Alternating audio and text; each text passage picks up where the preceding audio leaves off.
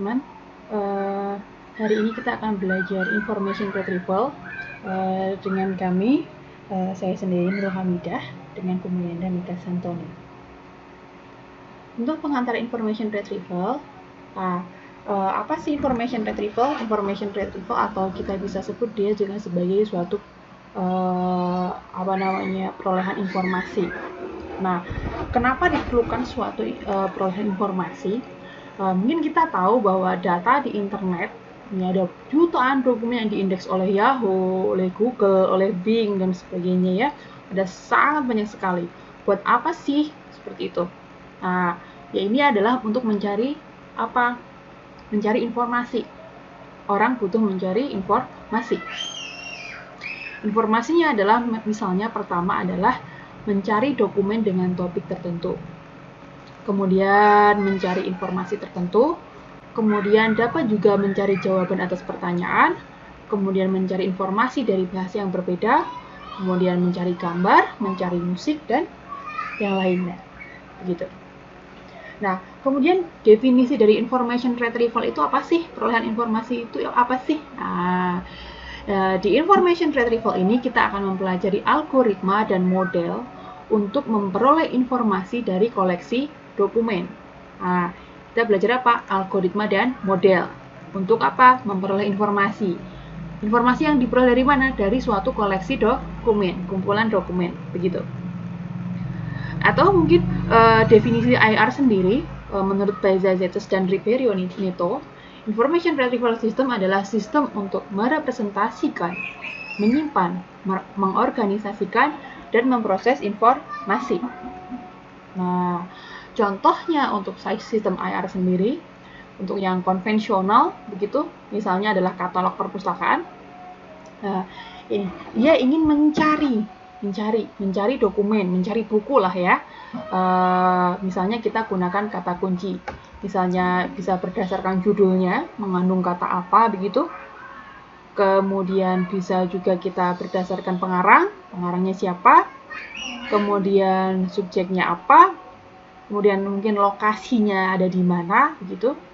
Kemudian mungkin dari ISBN-nya dan sebagainya. Nah, kemudian itu yang konvensional. Kemudian yang lain yang available di luar sana, misalnya text-based.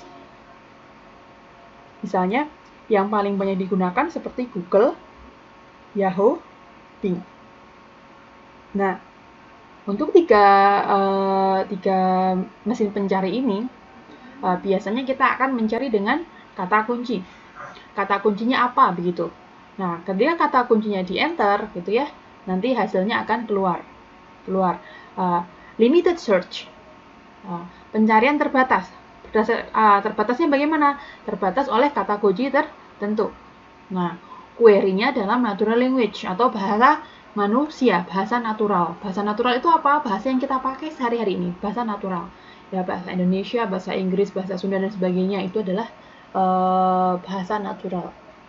Nah, kemudian beberapa yang lain kita bisa juga melakukan pencarian berdasarkan multimedia. Misalnya Cubic, Webseek, Save, dan sebagainya. Ini adalah mesin-mesin mencari dalam penelitian, begitu. Atau mungkin kalau teman-teman sudah sering memakai, misalnya Google Lens, begitu ya, kita mencari pakai multimedia, pakai foto, begitu. Ini sebenarnya apa sih? Jadi kita memfoto sesuatu, kita kirim, gitu, kita bisa search, kemudian nanti si Google akan mengembalikan hal-hal yang berhubungan dengan yang kita capture tadi, yang dari Lens, begitu. Kemudian berikutnya adalah question answering system. Ini dari sistem tanya jawab. Misalnya Askchief, sekarang namanya Ask.com, kemudian Answerbuzz mungkin sekarang sudah tidak aktif ya. Kemudian yang lain mungkin sekarang yang banyak di mana-mana itu sering ini sistem buat FAQ. Jadi misalnya di Telkomsel misalnya ada Ask Veronica, begitu ya. Kemudian di berbagai aplikasi lain misalnya mereka punya sistem tanya jawab, begitu. Chatbot, begitu ya. Dia mencari seperti FAQ, frequently asked question, gitu ya. Kita bisa nanya beberapa hal gitu ya. Tapi untuk hal-hal tertentu yang banyak ditanyakan orang, kita bisa tanyakan via chatbot gitu. Nah, kemudian search-nya pencariannya adalah terbatas pada pencarian dengan bahasa manusia. Jadi bukan pakai query seperti query mencari database begitu ya. Mencari apa di database misalnya select bintang from apa, nggak seperti itu, tapi benar-benar kita lempar pencarian dengan kata-kata dengan bahasa manusia. Kemudian mungkin yang lainnya adalah misalnya adalah cross language information retrieval, misalnya, jadi adalah mencari pencarian dengan bahasa yang berbeda. Misalnya saya masukinnya bahasa Indonesia tapi saya pengen hasilnya dalam bahasa Inggris begitu. Kemudian lain mungkin music retrieval begitu. Kemudian mungkin yang lain-lainnya ada banyak sekali ya kalau zaman sekarang. Kemudian apa bedanya information retrieval dengan data retrieval? Nah, berarti di sini kita membedakan informasi dengan data. Nah, kalau kita ngomongin informasi, ya adalah berkaitan dengan natural language text. Ada penjelasan begitu, informasi kan berupa penjelasan. Nah, dia itu tidak struktur dan bisa ambigu. Nah, kemudian spesifikasinya adalah kumpulan kata-kata yang berisi informasi. Nah, misalnya gini, siapa nama mahasiswa misalnya ya yang masuk ke jurusan informatika dengan nilai SBMPTN tertinggi gitu. Nah, kalau misalnya itu adalah kasusnya data retrieval, nah berarti berkaitan dengan data berarti database begitu ya. Database berarti ada strukturnya, ada NIM, ada nama, ada alamat, siapa nama orang tuanya, IPK-nya berapa, kemudian nilai masuk SBMPTN-nya bagaimana dan sebagainya. Nah, dia akan terstruktur dan terdefinisi dengan baik. Setiap kolomnya mungkin teman-teman masih ingat ya, setiap kolom untuk database pasti sudah punya tipe tertentu. Misalnya, ini integer, ini varchar, ini char, dan sebagainya. Nah, itu sudah terstruktur dan terdefinisi.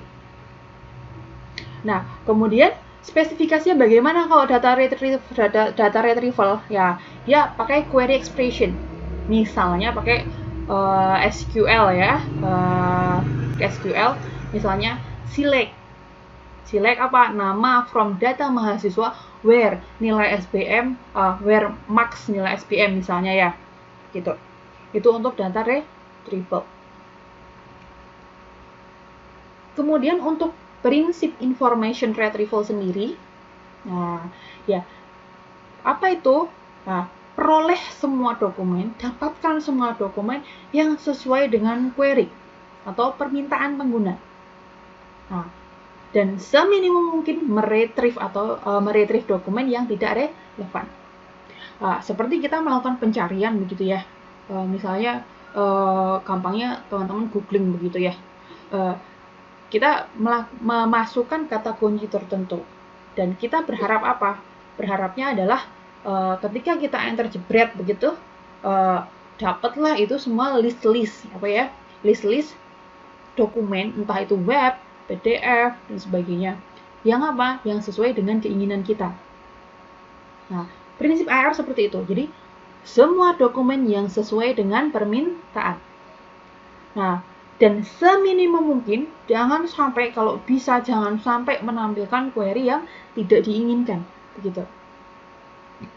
Nah, kemudian, ngapain saja sih information retrieval itu? Gitu ya. Tasknya apa aja, dia pekerjaannya apa. Nah, nih, kalau kita punya korpus atau korpora begitu ya. Nah, korpora itu adalah apa? Koleksi dokumen teks dalam bentuk natural language, bahasa alami atau bahasa manusia begitu ya. Nah, kemudian si user akan punya query. Nah, kita punya korpus, Kemudian kita mau mencari sesuatu. Nah, yang kita ingin cari itu tadi kita representasikan ke dalam suatu query. Query-nya dengan bahasa manusia. Begitu. Nah, kemudian apa? Cari dokumen yang relevan terhadap query user sesuai dengan permintaan user. Gitu. Misalnya, saya punya gampangnya, misalnya saya punya koleksi macam-macam, misalnya di internet sana aja ya, bukan punya saya lah. Google punya mengindeks, punya list dokumen jutaan begitu. Kemudian saya ingin mencari tentang database, gitu. Kemudian saya akan mengapa? Saya akan menginputkan kata database ke dalam si mesin pencari. Kemudian si mesin pencari ini akan mencari semua dokumen tentang database tadi sesuai keinginan si user. Itu adalah di IR task. Jadi punya koleksi, kemudian ada punya user bisa memberikan query, kemudian mesin tersebut harus mencari, meretrieve dokumen yang sesuai dengan permintaan si user. Nah, misalnya begini. Nah, bahwa si Google punya database dokumen. Kemudian si user memberikan query, mencari informasi. Misalnya saya ketikkan information retrieval. Nah, kemudian si Google memberikan hasil pencarian. Nah, si Google ini adalah salah satu contoh sistem IR, begitu. Kemudian untuk aplikasi information retrieval atau kembali informasi sendiri, perolehan informasi akan mempelajari algoritma dan model untuk memperoleh informasi dari koleksi dokumen. Nah, dia mempelajari algoritma dan model. Nah, untuk memperoleh informasi dari koleksi dokumen. Kita punya koleksi dokumen dan kita mau informasi dari koleksi dokumen tersebut, gitu. Nah, kemudian aplikasi yang lain adalah ringkasan, summarization. Summarization meringkas dokumen. Misalnya kita punya satu dokumen, bayangkan itu adalah satu buku begitu ya. Kita mau meringkas dia. Nah, misalnya menjadi 2 halaman atau 3 halaman begitu ya, dari satu buku gitu. Itu adalah meringkas satu dokumen. Kemudian bisa juga kita melakukan meringkas beberapa dokumen. Jadi dari berbagai macam dokumen, misalnya tiga ya, beberapa dokumen ya, 3 dokumen, kemudian kita akan ringkas menjadi satu ringkasan yang merupakan summary dari 3 dokumen tersebut. Aplikasi lain misalnya adalah mesin penerjemah atau machine translation. Nah, dia akan menerjemahkan dari satu bahasa ke bahasa yang lain. Contohnya dari bahasa Indonesia ke bahasa Inggris. Nah, jadi bahasa Indonesia apa, Inggrisnya apa, itu adalah machine translation. Kalau contohnya di translate.google.com begitu ya. Nah, dia adalah salah satu contoh machine translation. Kemudian aplikasi yang lainnya di IR ada misalnya question answering atau sistem tanya jawab. Misalnya ditanyakan apa nama ibu kota Indonesia, harapannya adalah mesin tersebut bisa menjawab Jakarta begitu ya. Kemudian bisa juga suatu geographic IR, geographic information retrieval. Namanya juga geographic, berarti kita ingin menanyakan suatu lokasi begitu ya. Misalnya apa nama kota yang berbatasan dengan Solo misalnya. Nah, mungkin yang lainnya juga bisa topic detection. Kalau kita punya teks, masukin begitu, kira-kira ini topiknya tentang apa, begitu. Misalnya pilihannya ada ekonomi, kemudian ekonomi, kesehatan, kemudian pendidikan dan sebagainya. Kemudian bisa juga berupa sentimen analisis, menganalisis sentimen. Misalnya di sosial media. Misalnya suatu perusahaan melaunching produk baru begitu ya. Produk baru tersebut kemudian sangat booming sehingga banyak orang yang berebutan dan komen begitu di sosial media begitu, misalnya di Twitter gitu ya. Nah, kemudian misalnya si perusahaan itu sebenarnya pengen tahu nih, produk saya yang baru saya launching, yang ramai sekali kemarin itu, bagaimana pendapat masyarakat gitu.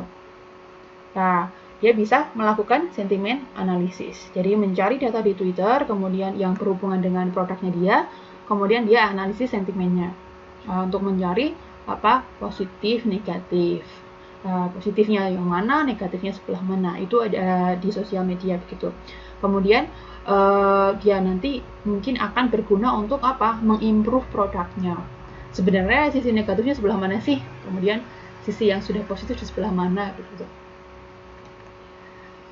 Kemudian mungkin setelah belajar tadi, teman-teman sudah punya sedikit overview tentang apa yang akan kita pelajari di information retrieval ini. Nah, apa aja yang kita pelajari kira-kira? Kita akan mempelajari yang pertama adalah karena kita akan belajar algoritma dan metode untuk melakukan suatu information retrieval begitu ya, memperoleh informasi. Nah, kita ingin memperoleh informasi. Nah, cara memperoleh informasinya bagaimana? Nah, karena kita ngomongin information retrieval dari teks, berarti kita yang pertama akan mempelajari dasar statistik dari pengolahan teks. Kemudian, bagaimana teknik-teknik untuk mengolah teks. Kemudian, prinsip dasar dari aplikasi pengolahan teks. Kemudian, macam-macam terapan untuk pengolahan teks. Gitu. Oke, selanjutnya mungkin apakah sih teks sih? Apakah itu teks? Nah, teks. Nah, teks yang akan diproses ke dalam information retrieval system itu adalah suatu korpus atau korpora atau korpus begitu ya.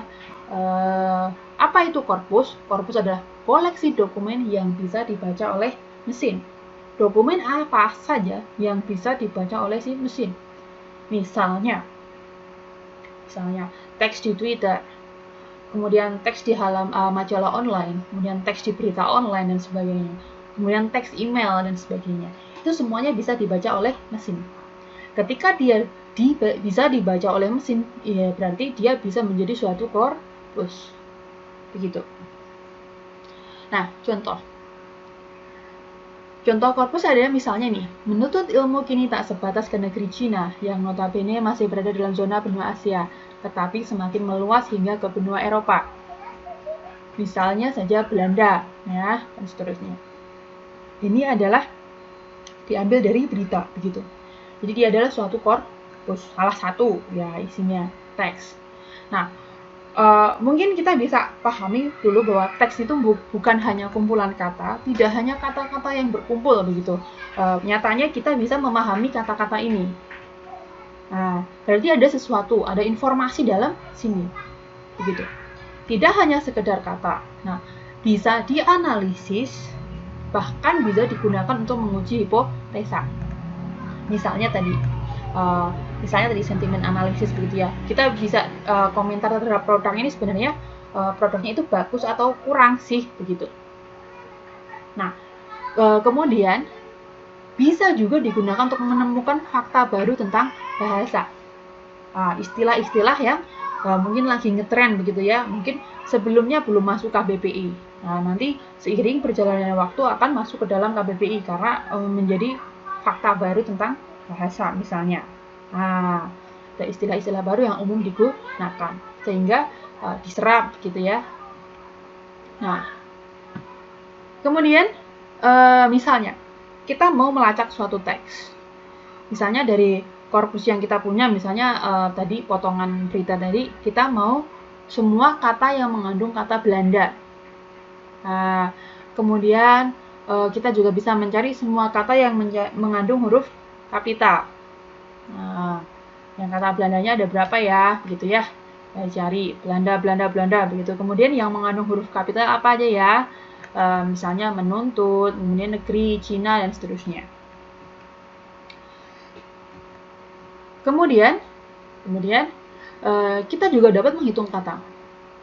Nah, sebenarnya seberapa besar korpus yang ada misalnya ya? Misalnya dokumennya sangat banyak sekali, sekian mega begitu ya.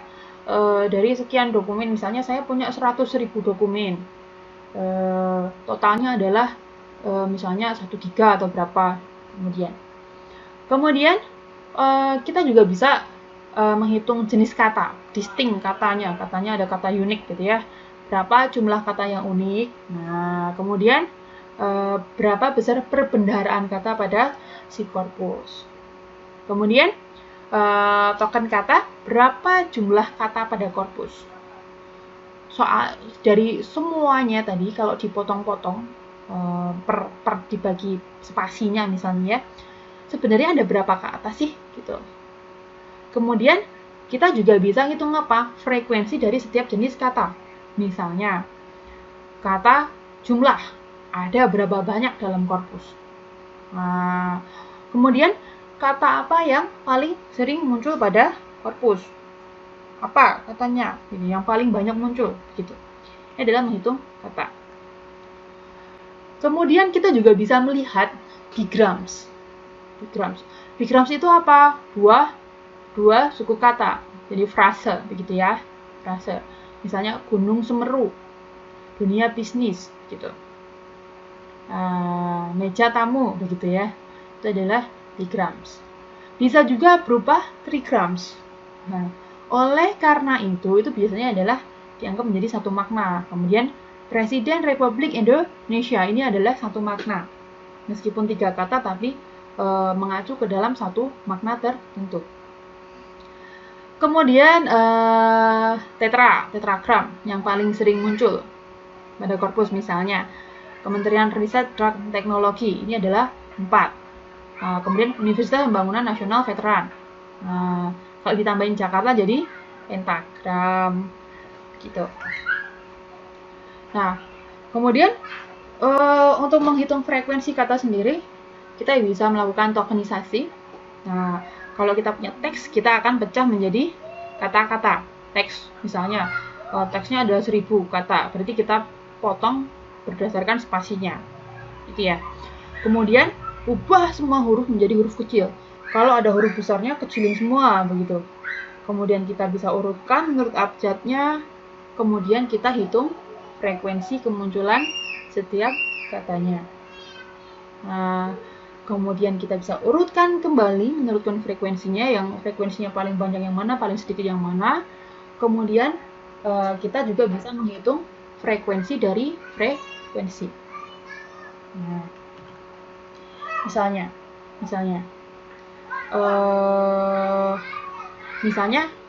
apa? Misalnya ada kata misalnya frekuensi yang kata hanya muncul satu kali dalam satu dokumen. Misalnya ternyata ada berapa banyak kata yang hanya muncul satu kali dalam korpus, misalnya ternyata ada 3.993 gitu ya. Kemudian misalnya ada kata yang muncul hanya 2 kali dalam satu korpus gitu. Ada berapa banyak kata-kata yang hanya muncul 2 kali dalam satu korpus? Oh, ternyata ada 1292 kata dan seterusnya. Nah, kalau diperhatikan sebenarnya ketika kita mengambil korpus yang cukup besar, kemudian kita analisis frekuensi, dan frekuensi dari frekuensi, akan ada kata-kata dengan frekuensi yang sangat besar. Nah, contohnya apa? Kalau dalam bahasa Inggris ada the, of, or, and, dan sebagainya. Kalau bahasa Indonesia mungkin dan, atau, yang, dan seterusnya. Nah, kemudian sebagian besar kata sangat jarang muncul atau frekuensinya kecil. Nah, kemudian apa hubungannya? Ada suatu hukum namanya hukum ZipF. Dia adalah menjelaskan adanya hubungan antara frekuensi dan urutan atau rank-nya. Nah, ini dibuat oleh ahli linguistik dari Harvard yang bernama Google Kingsley ZipF. Nah, ada suatu konstanta K di mana F kali R sama dengan K.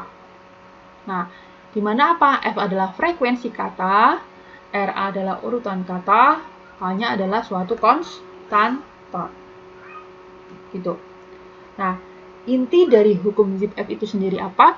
Nah, ternyata ada sedikit kata yang sangat sering muncul. Nah, ada kata-kata yang sangat sering muncul, jadi ada sedikit kata, kemunculannya itu sangat banyak.